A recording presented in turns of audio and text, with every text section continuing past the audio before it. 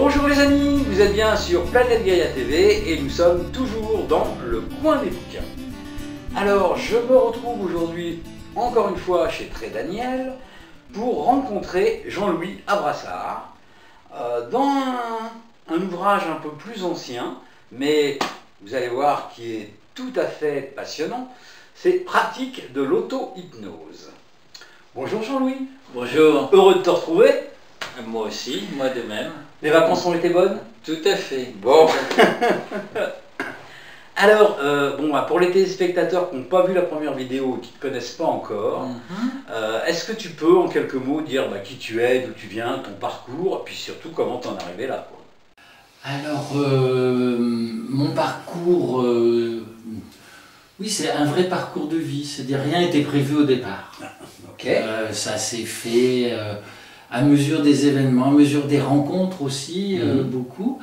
Ma première formation, c'est une formation d'ingénieur, donc dans un domaine très différent de ce dans quoi je me suis orienté après.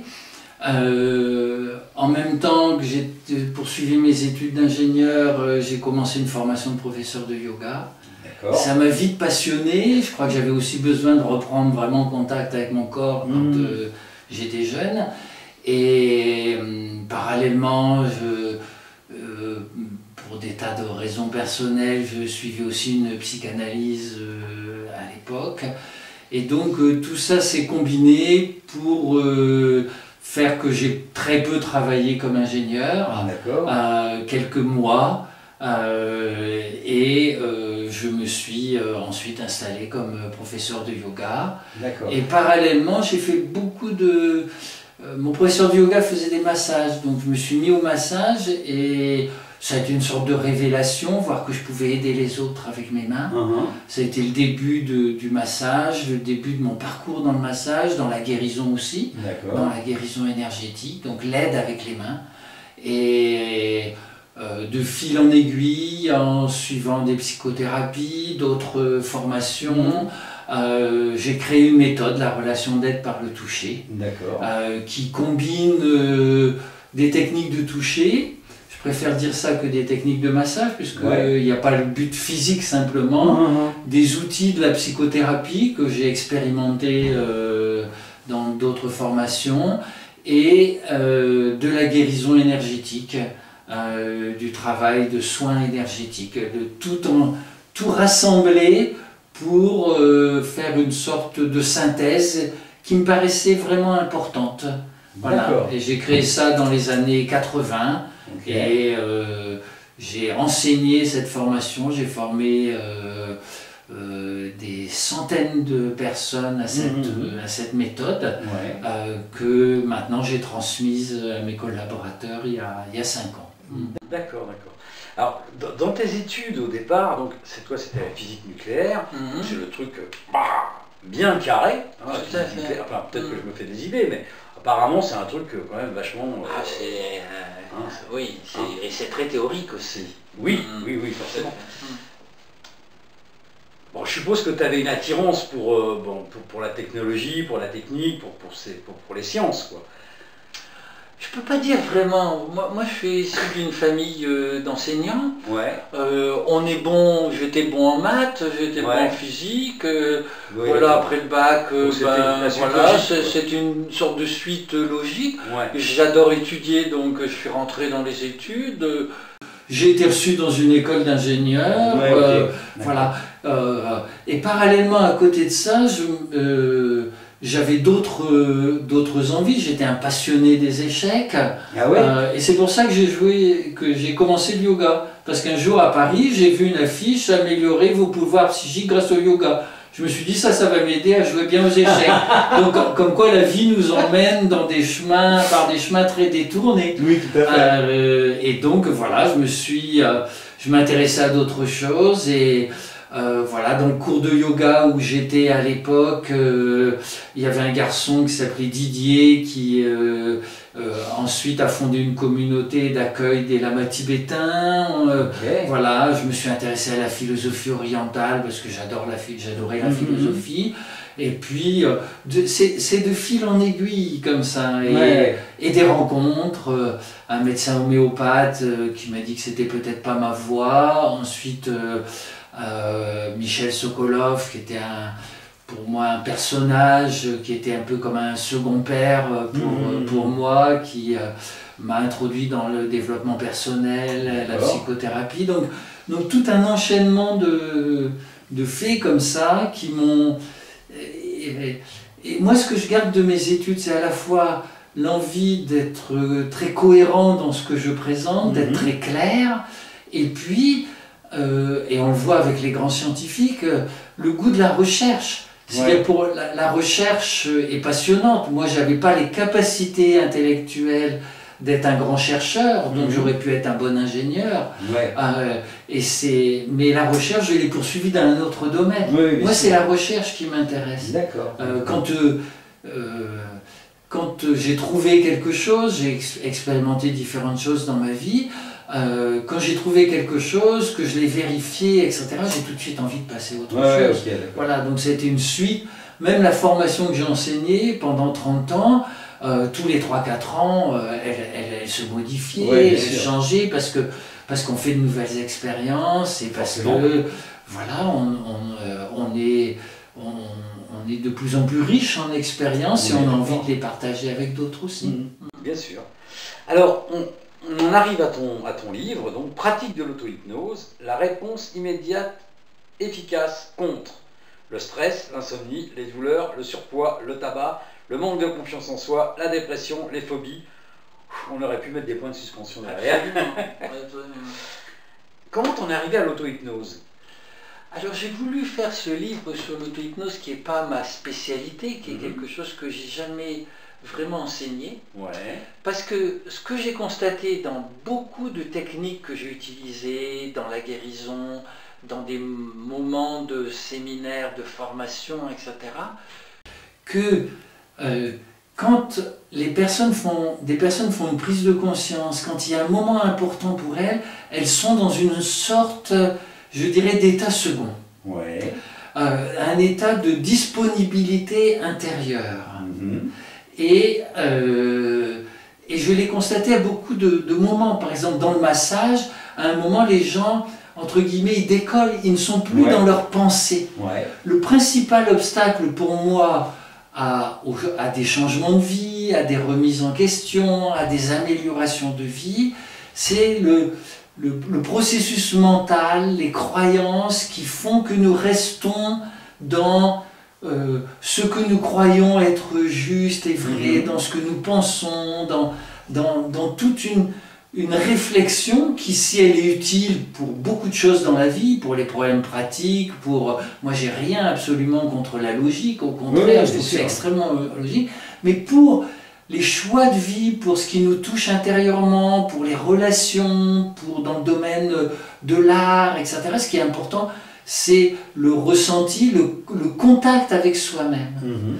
Et dans l'auto-hypnose, là, que je présente d'une manière générale, que j'ai eu l'occasion, à laquelle j'ai eu l'occasion de me former, même si je ne l'ai jamais enseigné, dans l'auto-hypnose donne accès d'une manière simple, c'est vraiment un outil simple et facile à mettre en œuvre pour avoir accès à un état de disponibilité intérieure qui favorise le changement, qui favorise les prises de conscience. Voilà, pour moi, c'est l'important dans l'auto-hypnose, c'est ça. Après, les techniques, il y en a beaucoup. Oui, bien sûr. Mais l'important, c'est ce moment où, où il y a quelque chose de nouveau qui apparaît, qui n'est pas quelque chose qu'on a simplement pensé, déduit logiquement. Voilà, pour moi, c'est ça. Après, on pourra parler de la suggestion, qui est une manière d'utiliser l'auto-hypnose, mais déjà en elle-même, l'auto-hypnose, c'est un état, je dirais, générateur d'intériorité, générateur d'imagination, générateur d'intuition, générateur de changement, générateur de nouveautés, de contact avec soi-même. Donc c'est quelque chose de vraiment important. Et je me suis dit, c'est dommage que voilà, il n'y a pas tant de choses que ça qui sont écrites sur l'auto-hypnose. Et je trouve que c'est un bel outil pour être en contact avec soi. Moi, dans ma pratique régulière et quotidienne, j'ai été confronté donc à beaucoup de gens. Beaucoup de gens confondent hypnose et auto-hypnose. L'hypnose, tout le monde connaît, parce que tout le monde a vu dans des films un grand type de teaser, machin, qui te fait marcher sur 3 pattes au lieu de 4, enfin bon, tout un tas de trucs pas bien. Donc les gens, tout de suite, quand on leur parle d'auto-hypnose, ils pensent hypnose. Quelle grande différence il y a entre l'hypnose et l'auto-hypnose? Bah, à mon sens, il y a un malentendu sur l'hypnose. Ouais. C'est-à-dire que c'est un malentendu qui vient de deux choses.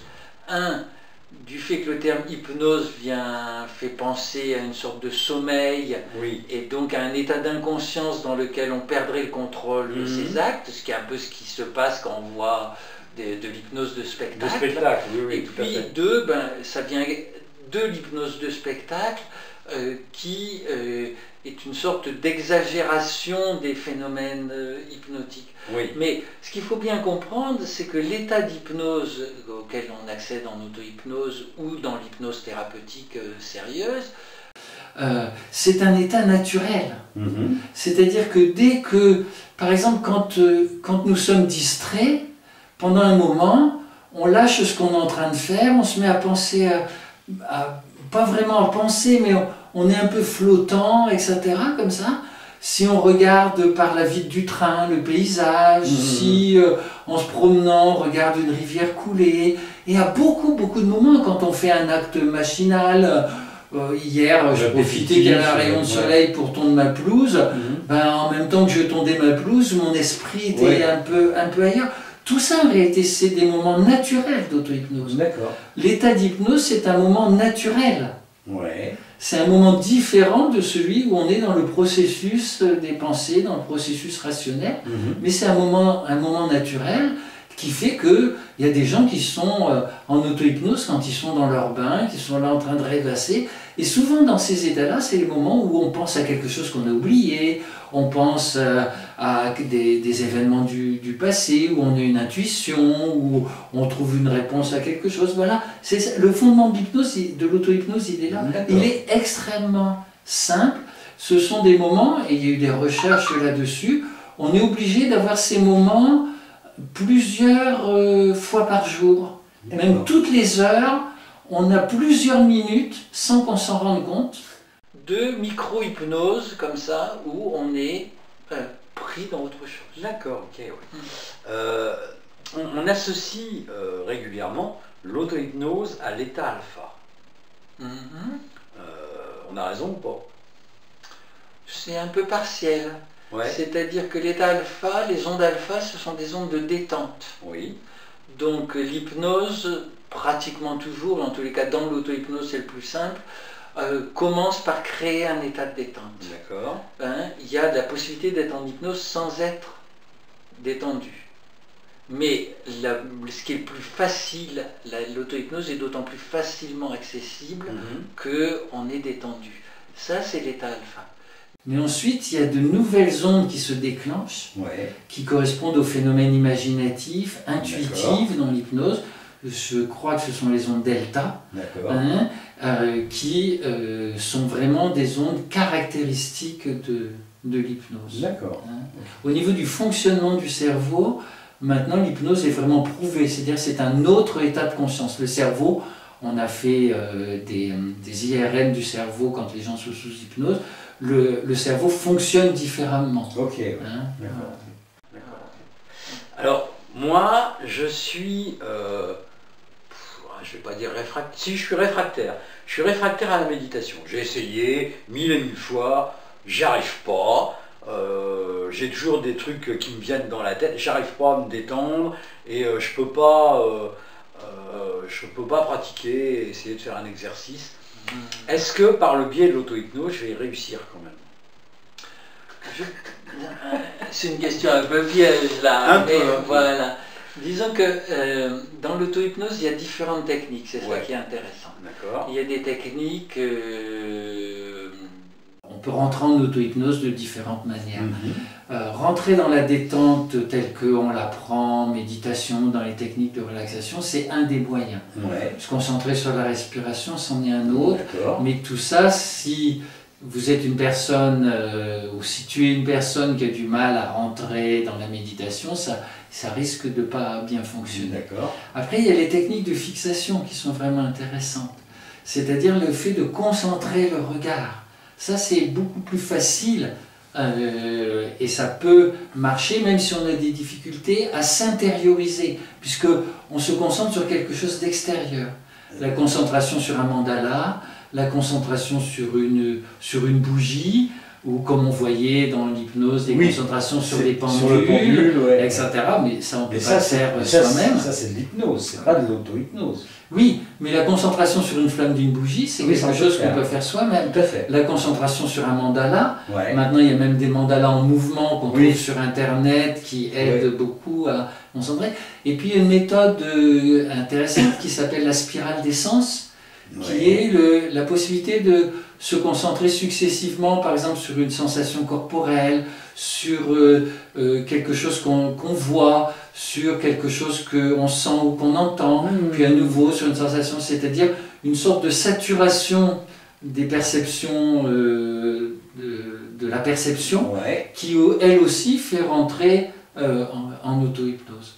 Et puis, moi, ce que j'adore faire, parce que souvent c'est le plus simple, c'est le souvenir. Voilà. Moi, une de mes plus belles expériences, je parlais de jouer aux échecs, mes plus belles expériences d'auto-hypnose, c'est extrêmement, enfin les plus rapides, c'est extrêmement facile pour moi, c'est-à-dire je regarde un échiquier, comme pendant des heures je me suis concentré sur un échiquier, et bien toute mon attention est focalisée, et il suffit que je pense que je suis devant un échiquier pour entrer en état d'hypnose. Toutes les personnes ont des moments d'auto-hypnose, donc les aider à retrouver, donc peut-être en combinant différents de ces moyens. Voilà, les aider à retrouver ça. Et après l'auto-hypnose, moi ce que je propose là-dedans c'est un CD, c'est-à-dire que déjà pour apprendre l'auto-hypnose, mais aussi pour comment dire, s'entraîner justement si on a des difficultés, eh bien on écoute, donc c'est comme si on avait quelqu'un qui nous mettait en état d'auto-hypnose. Et c'est un bon moyen d'apprendre parce qu'ensuite, une fois qu'on a écouté 2-3 fois, il suffit de se répéter intérieurement ce qu'on a entendu. Donc il y a beaucoup de manières un peu détournées d'entrer dans cet état, d'auto-hypnose. À quoi ça sert? L'auto-hypnose, moi j'ai envie d'apprendre l'auto-hypnose, à quoi ça va me servir? Pourquoi je vais le faire? Première chose, juste l'auto-hypnose. Quand quelqu'un est en état d'auto-hypnose, il déconnecte de son mental. Ce qui se fait, on a dit tout à l'heure, automatiquement, mais qui est souvent perturbé parce que notre mental est tout le temps sollicité. Le monde extérieur nous sollicite tout le temps.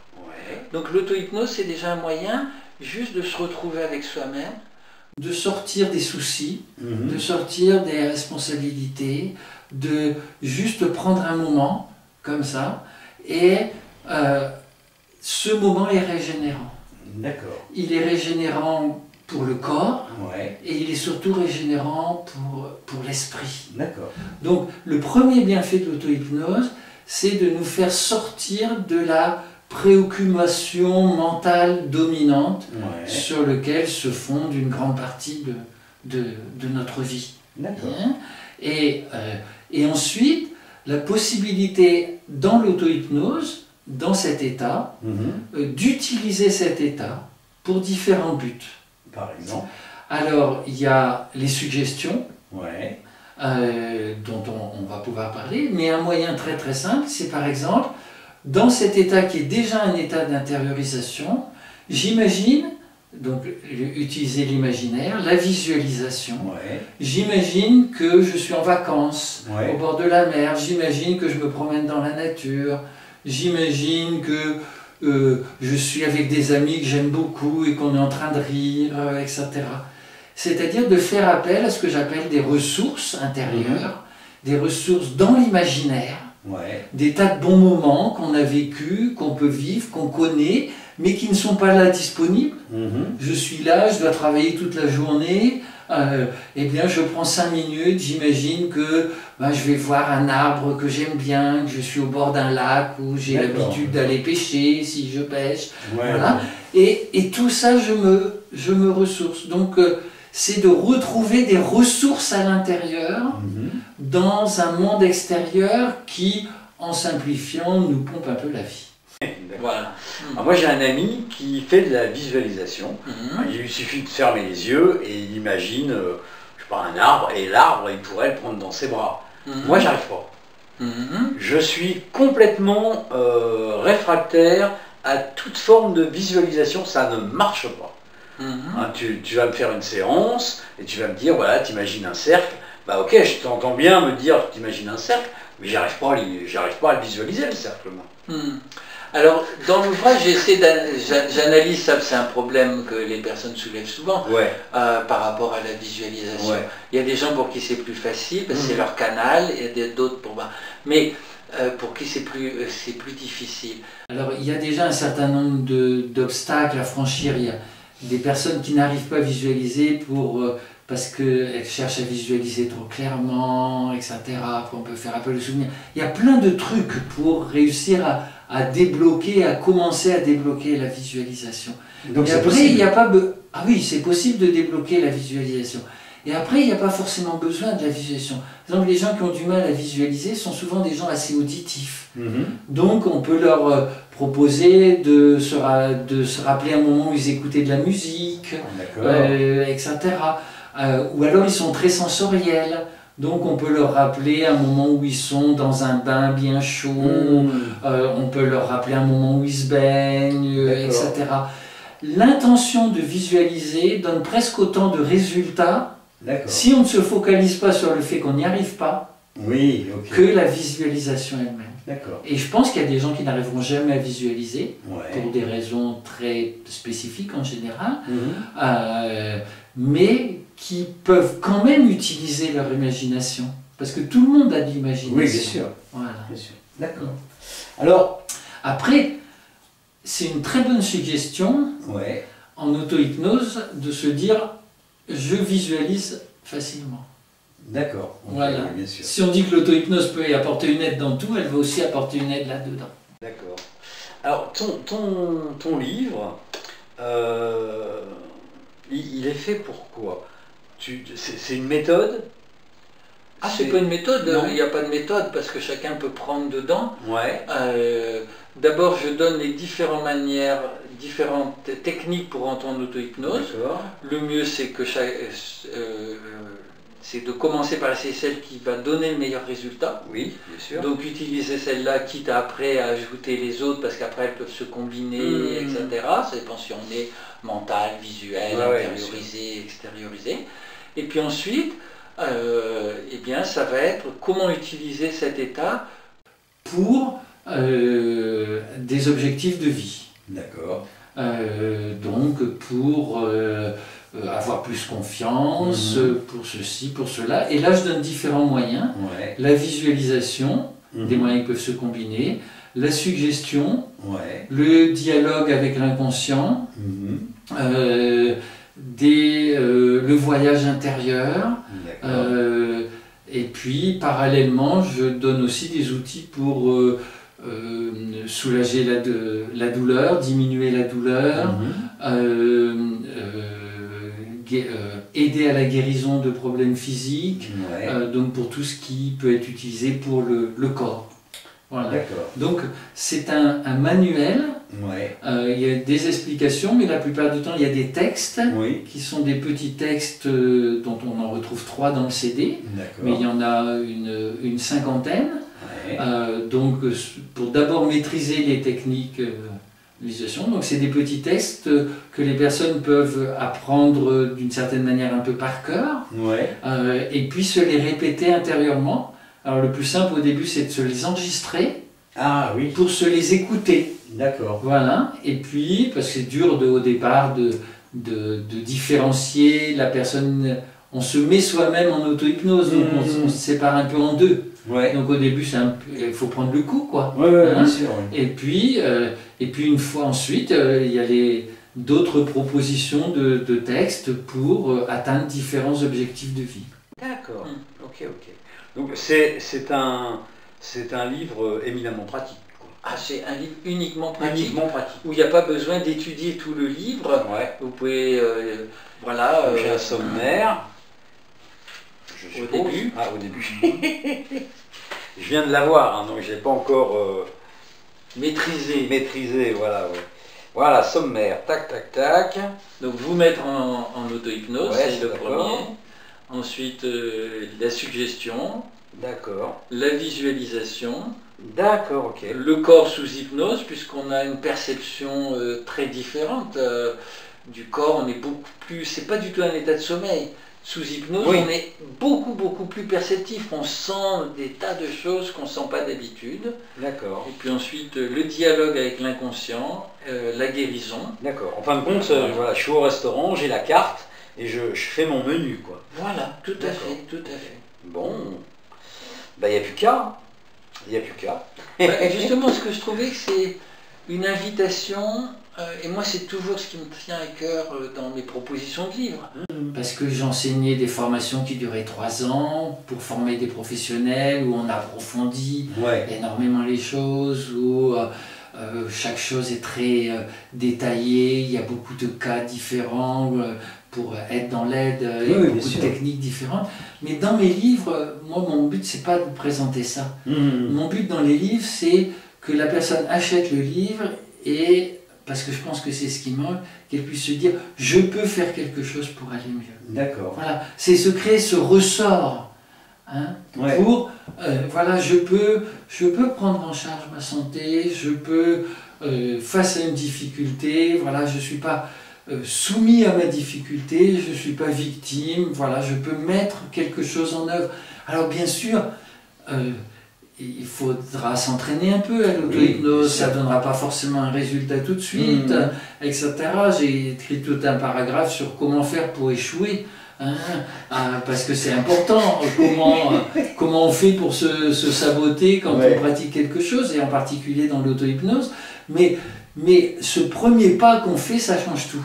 Voilà, si je veux aller quelque part, eh bien, même si j'ai étudié toutes les cartes et tout ça, il faut que je fasse un pas. Voilà. Et c'est ce premier pas qui est important, et c'est pour ça que je fais des livres. D'accord, ok. Bien, ben les enfants, il n'y a plus qu'à. Hein. Ça s'appelle Pratiquer l'auto-hypnose. C'est chez Très Daniel Éditeur. Donc n'hésitez pas, procurez-vous-le. Avant de partir en vacances, partez en vacances avec. Et puis pendant vos vacances, expérimentez. Voilà. Sur la plage quand il n'y a rien à faire, quand vous êtes au soleil. Voilà, impeccable. Voilà.